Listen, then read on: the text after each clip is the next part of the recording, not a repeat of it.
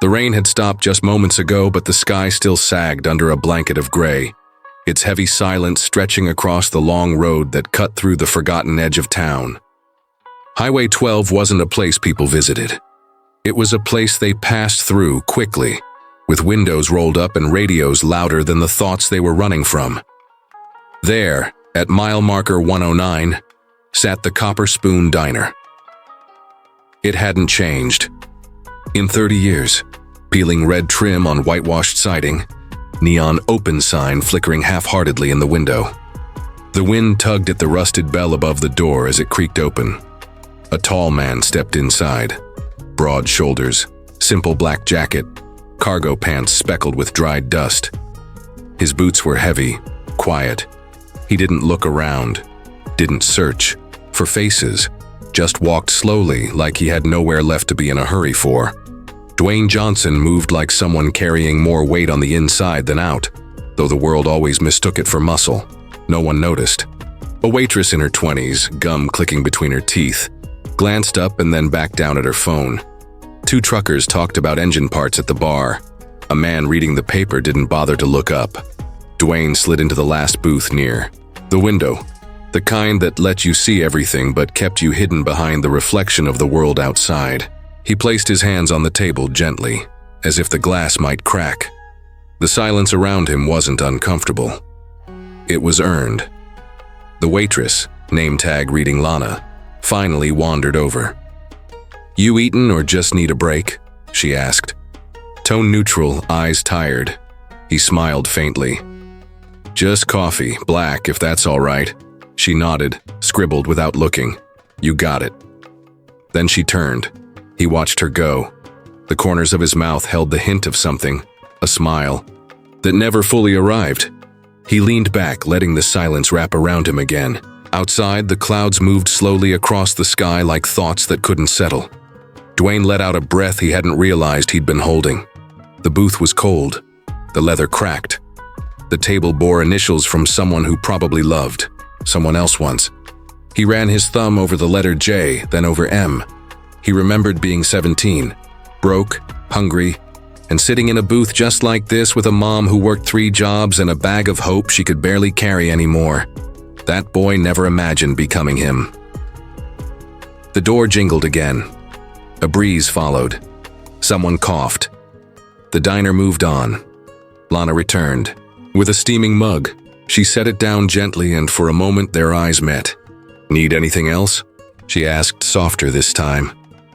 "No," he replied, voice low and warm. "Thank you. This is perfect." She nodded, almost smiling, then left. Dwayne wrapped his hands around the mug. The heat seeped into his fingers like memory. He stared into the dark liquid and saw shadows, faces from his past, places he'd left behind, moments that made him but never defined him. There was no camera here. No director, no script, just the truth. A man in a booth with the weight of many names but the soul of only one. He sipped the coffee. It was strong, bitter, honest, exactly what he needed. A few tables away, a dishwasher named Carl watched through. The kitchen passed through. Wrinkled hands scrubbed a plate as his eyes studied the tall stranger. Something about him. It wasn't the muscles or the quiet. It was the way he held that cup like it mattered. Like he wasn't better than it. Like he'd been through something. Carl had seen thousands of men sit in that booth, but never one who made silence feel like a sermon. Back in the booth, Dwayne closed his eyes. The hum of the diner buzzed around. Him, low conversation, silverware on ceramic, the soft jazz playing from a dusty speaker in the corner.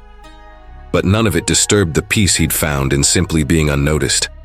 Sometimes, anonymity is a sanctuary, and sometimes, it's the prelude to something much louder. But for now, he sat, quiet, still, waiting for the moment to reveal itself. The rain had stopped, but the clouds refused to move on. Outside, the wind whispered like it knew things the people inside didn't. Dwayne Johnson sat still in the last booth, nursing his coffee like it was the last good thing he'd tasted in weeks.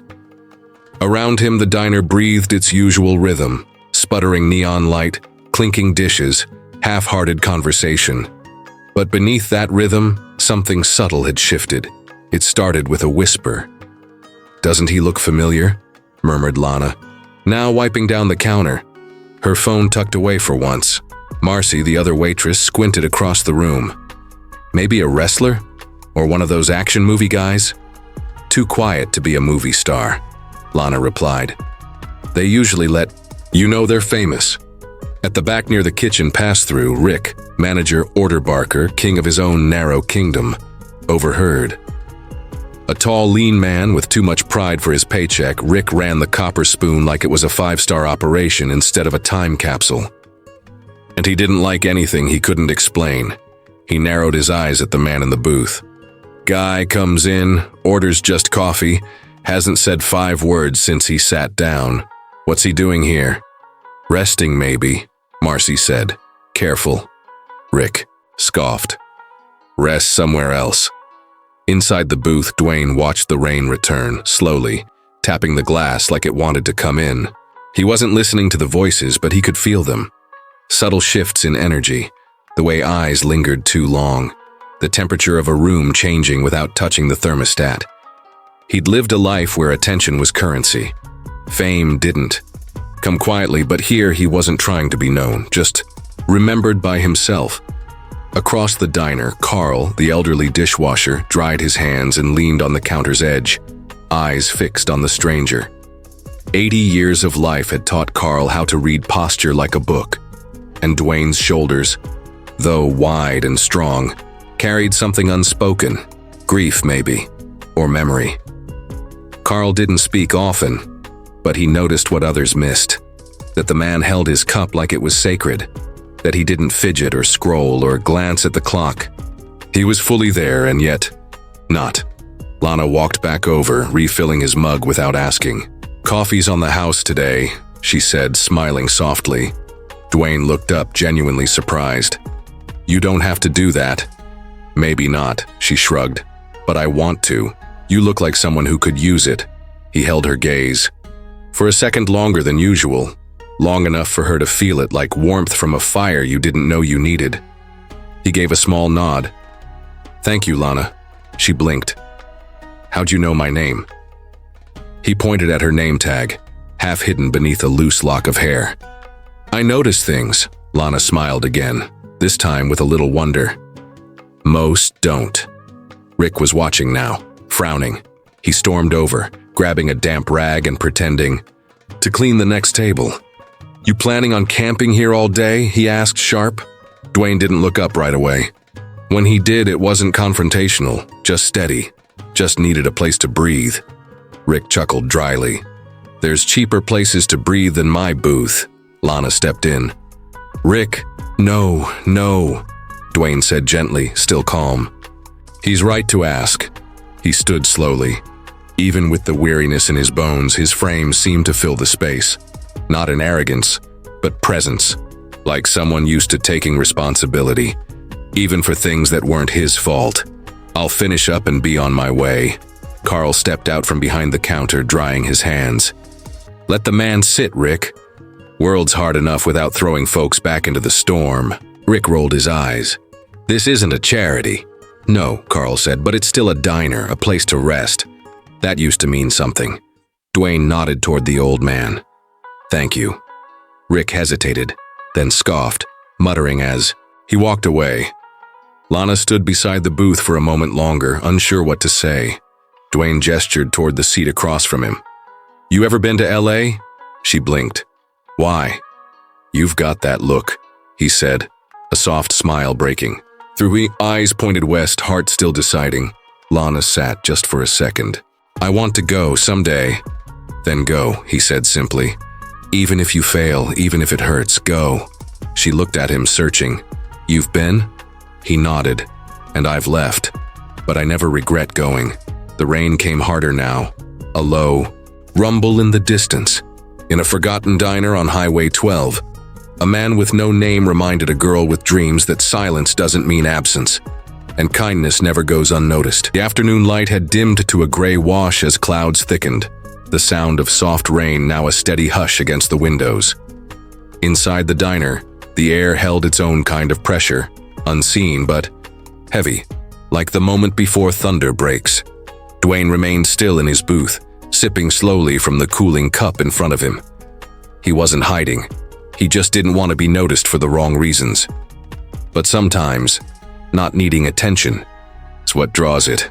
Rick stood near the register, arms folded tight. His eyes narrowed every time he looked at Dwayne.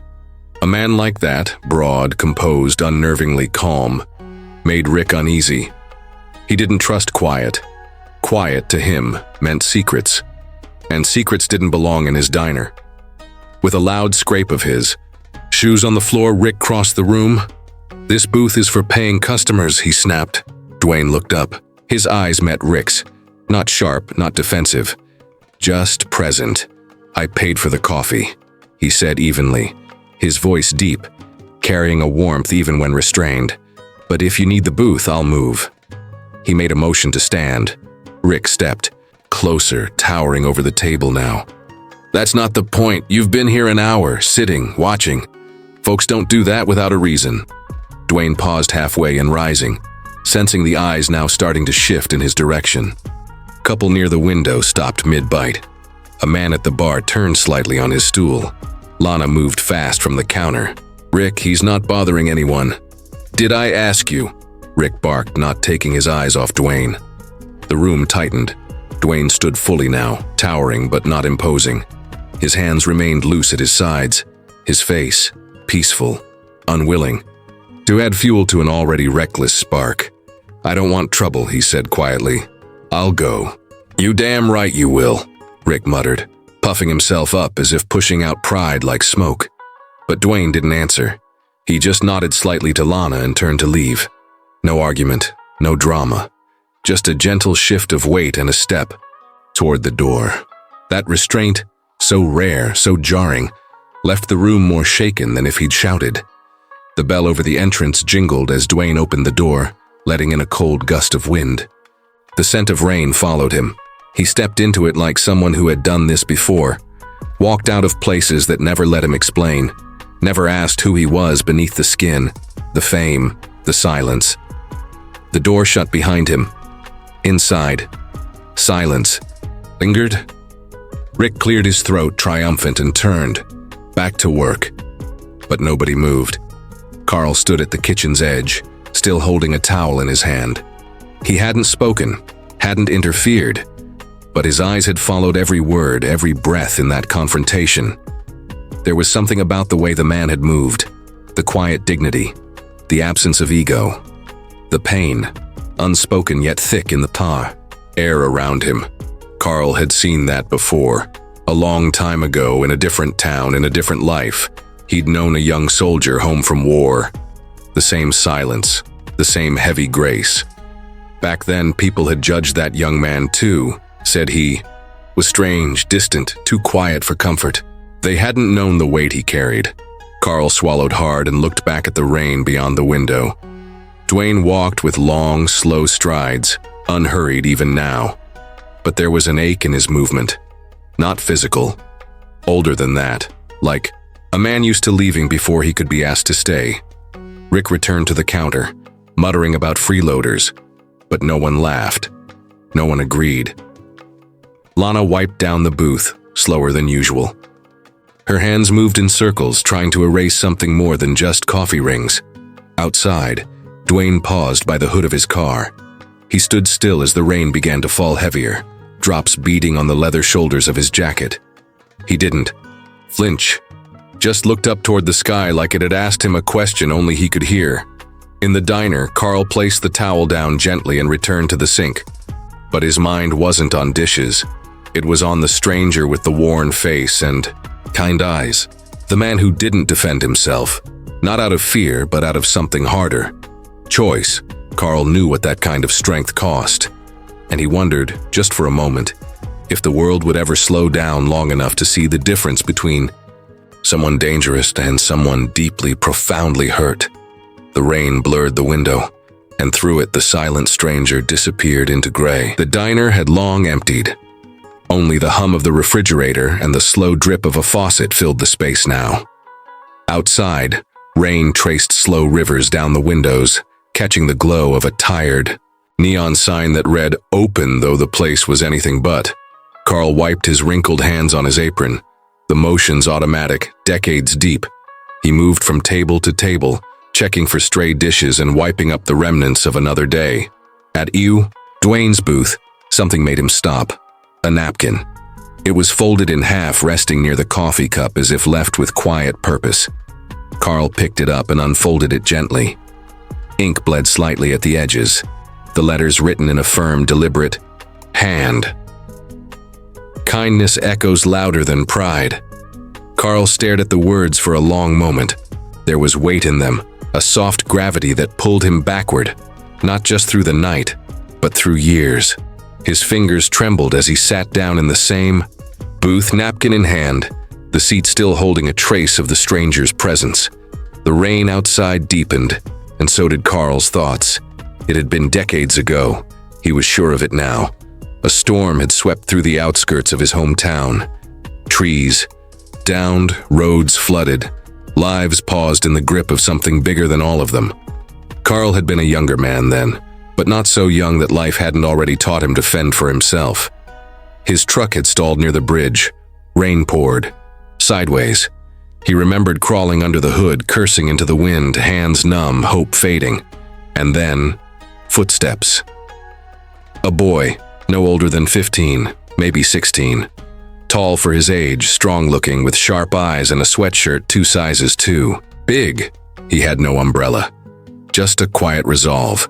"You need help?" The boy had worked without asking more. Handed Carl a flashlight, offered a shoulder as they pushed the truck off the road together. Then he was gone. No name, no thank you asked. Just a nod and a disappearing figure into the rain. Carl had thought about that kid now and then over the years. Wondered what became of him. Wondered why that moment, so small in the grand scheme, had never faded. It wasn't about the truck. It was the way that boy had looked at him. Not with pity, but with quiet dignity. Like helping wasn't heroic. It was just expected.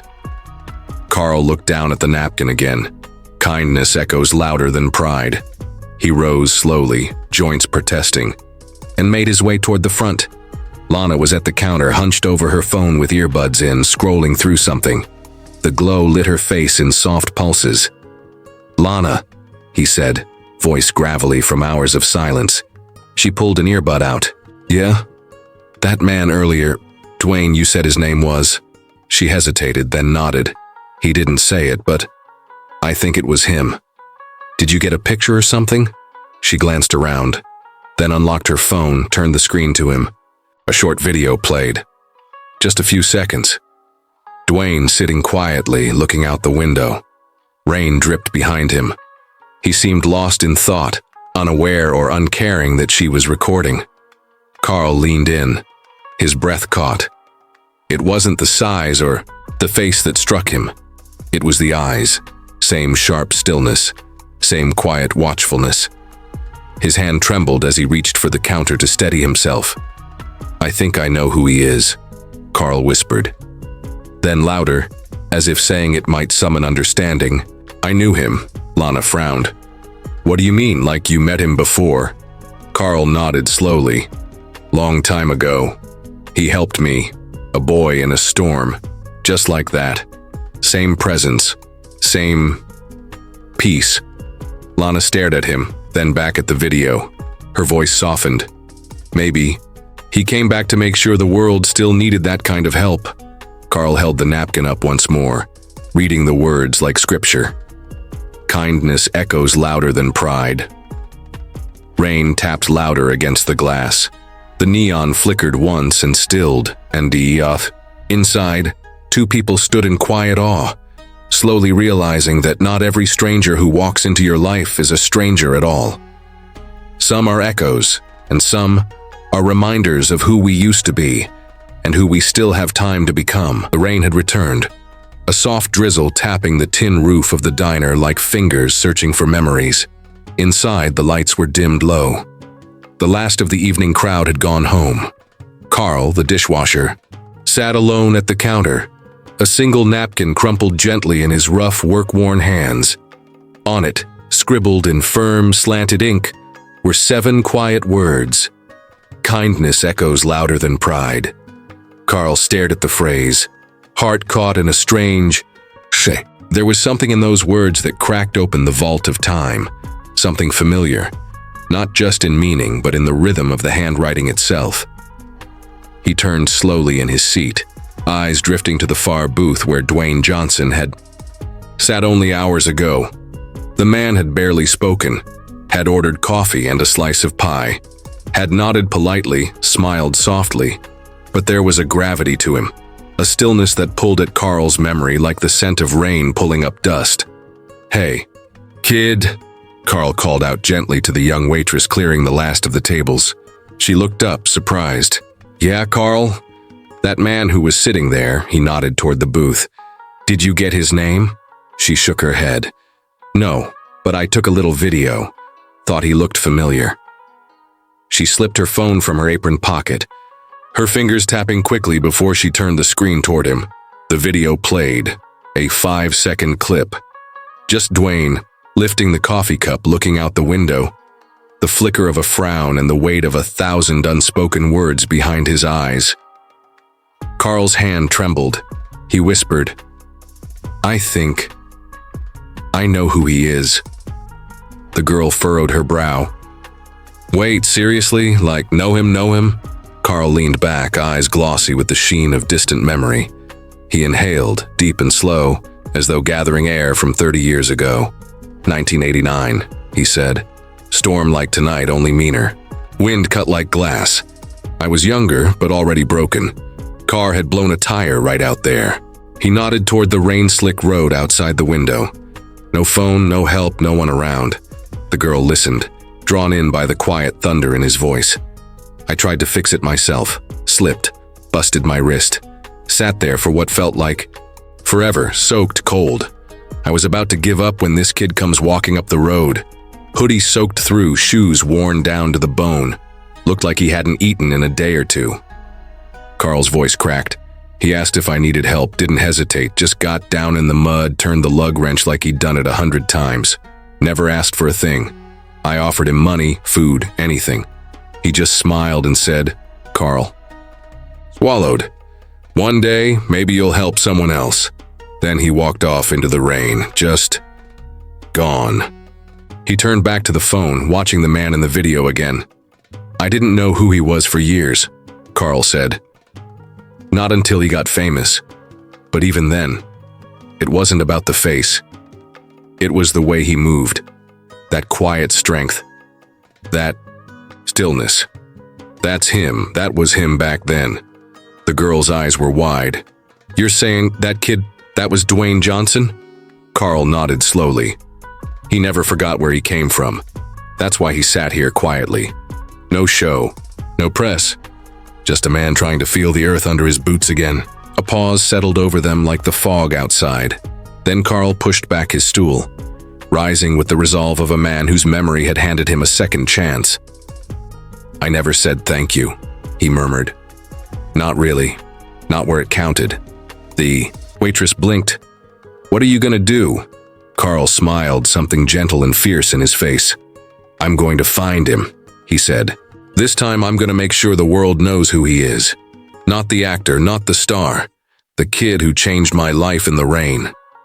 Outside, the wind picked up slightly, whispering against the windows like the past trying to find its way home. And inside the quiet diner, a dishwasher began his journey.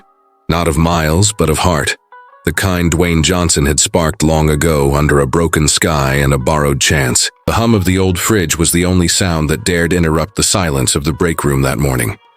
Faint light slanted through the dusty blinds, catching in the steam curling from a pot of burnt coffee.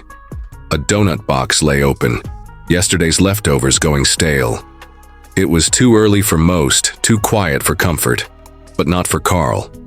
He walked in with a determined calm, his boots echoing softly on the linoleum floor, and set a phone gently on the center table like a priest laying down scripture. The usual crowd, Dishwasher teens, overnight staff, the tired-eyed line cook named Maya, drifted in with styrofoam cups in hand, drawn by some unspoken gravity. Rick was already there, leaning against the counter, smirking like always, cradling a mug that read, "I'm always right."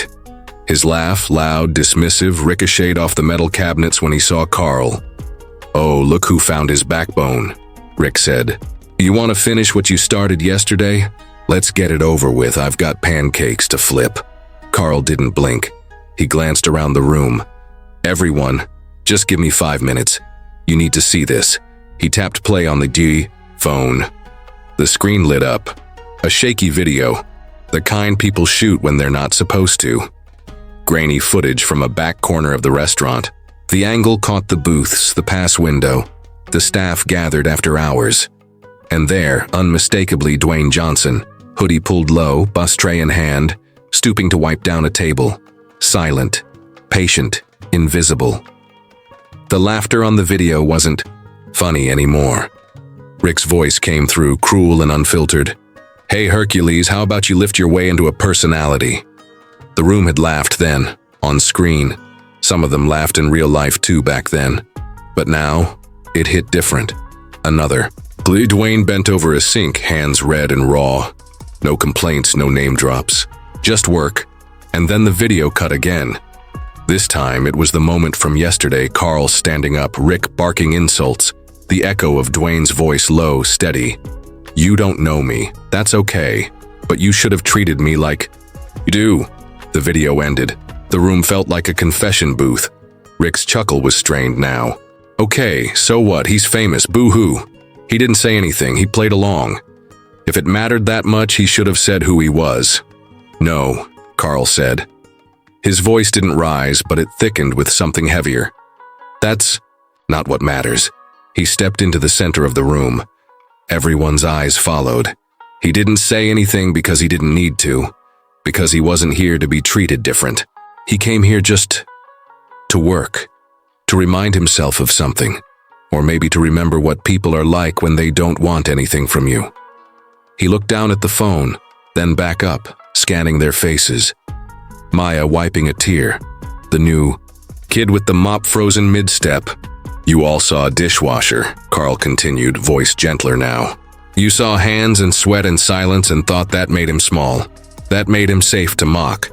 You didn't ask about the man. You just assumed the worst." Rick scoffed. "Oh, please. It's not like we killed anybody. People joke." Carly turned slowly, almost painfully toward him. "You made fun of a man who could buy this place 100 times over, and he still wiped your tables." Silence. Then Carl's eyes softened. He wasn't talking to Rick anymore. "We measure people wrong," he said, voice cracking just slightly. "We think if someone's rich, they must be better, or if they're poor, they're nothing.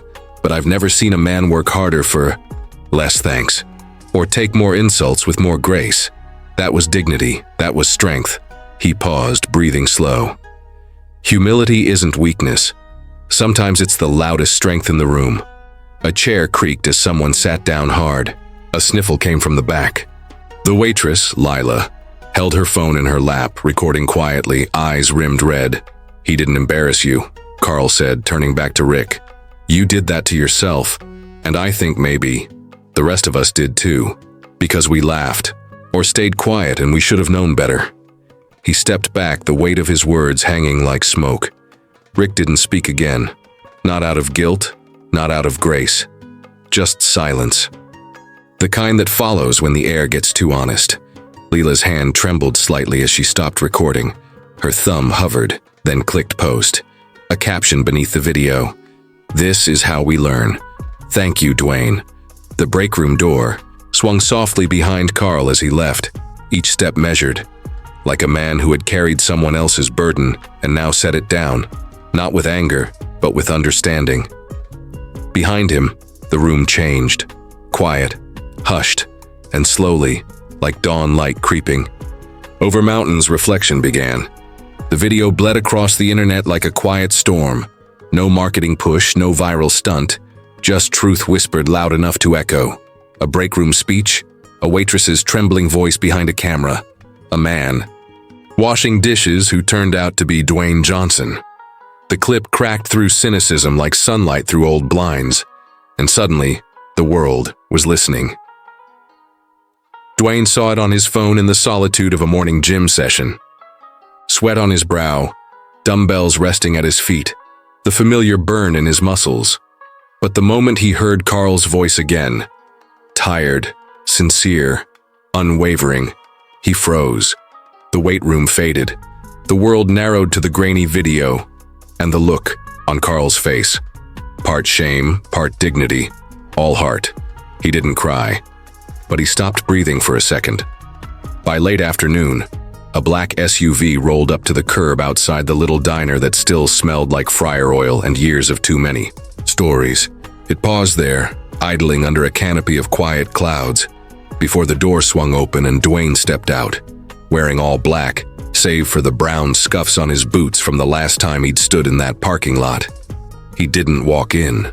Not. Yet Carl was already waiting outside, as if some instinct told him today would bring closure. His apron hung loose around his waist, faded by time, sleeves rolled halfway up like always.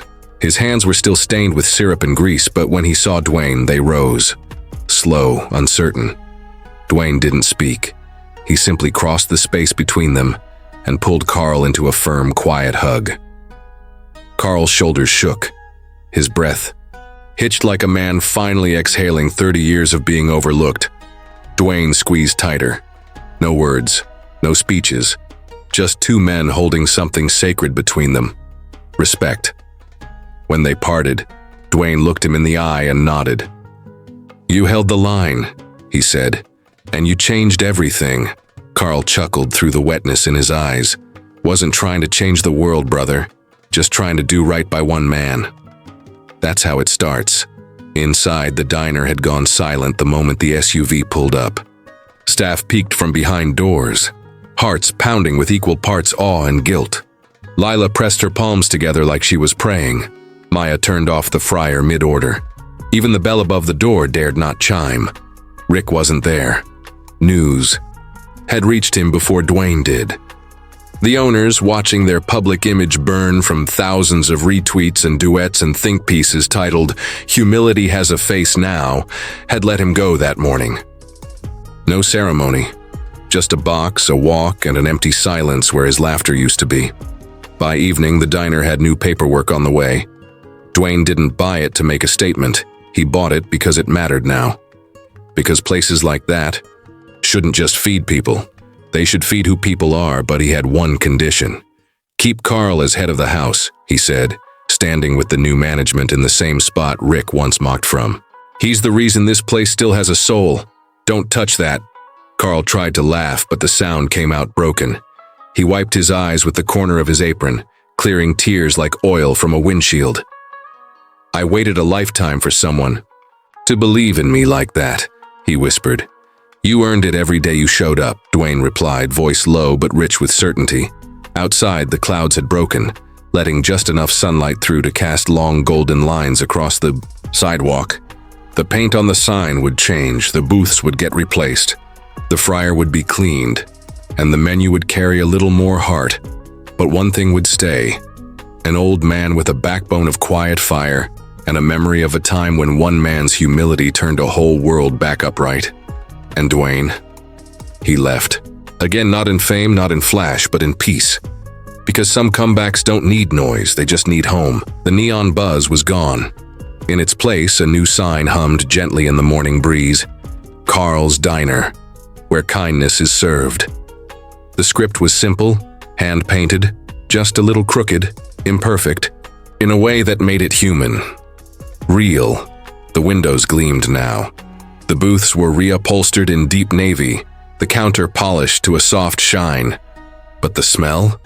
The smell hadn't changed. Still eggs and bacon and coffee that sat too long on the burner. Still the same small-town breath of life wrapped in toast and butter. Dwayne sat in the corner booth, second from the window. Same as always. Hoodie pulled low, sunglasses tucked into the collar. He wasn't hiding anymore, just resting. He looked out through the glass to the town he'd once tried to disappear into. Now it watched him back with something close to reverence. People didn't bother him. Not here. They let him be, understanding that some visits weren't for autographs, but for remembering. Behind the kitchen doors, Carl plated pancakes with practiced grace. The man had more silver in his hair now, but his spine stood straighter. Maybe because the weight he'd carried for decades had finally been noticed, finally been shared. "Lunch break," Carl called out, waving to Maya. She nodded, sliding to his station without a word. Dwayne followed him through the back, down a short hallway lined with old Polaroids, staff parties, community nights, even a snapshot of Carl and Dwayne, side by side, laughing, pinned with a crooked thumbtack and captioned in Lila's handwriting, "Family found." The back kitchen was quiet, tucked away like a sacred room.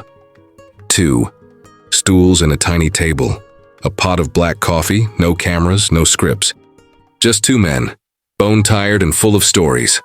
Carl placed something on the table, a metal lunchbox.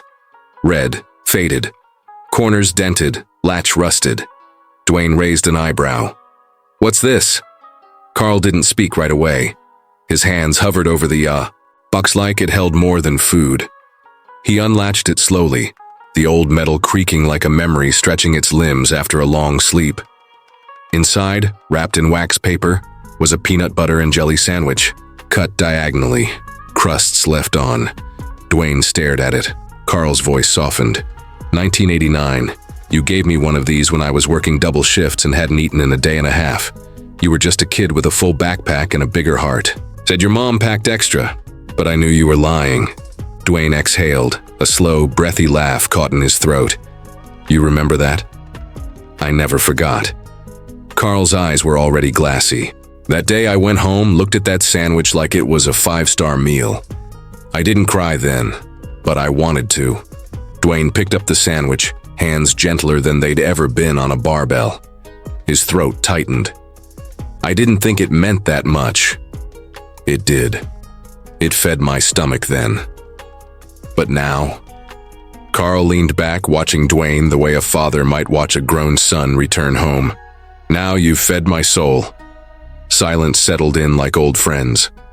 Dwayne looked at the lunchbox, then at Carl, and the years folded like napkins between them. Trials, triumphs, the ache of becoming someone, the cost of humility, the reward of staying human. "You ever think life's just a loop?" Dwayne murmured. "We give what we can when we're young, and hope one day it circles back." Carl smiled. "If it does, it's because someone cared enough to make the turn." They shared the sandwich like communion. No ceremony, no pretense. Just bite after bite of memory and grace. Later, as the sun dipped into the horizon, painting gold across cracked sidewalks and neon-lit diners, Dwayne stepped outside alone. The air was cooling, the town slowing down. In his hand, the red lunchbox, still creaking with history. He didn't need a speech, not this time. Not for this. He walked west where the sun touched everything with flame and promise, where the shadows stretched long but never quite swallowed him whole. The camera didn't follow. It didn't need to. Because some stories don't end. They echo. And sometimes the greatest legacy fits in a lunchbox.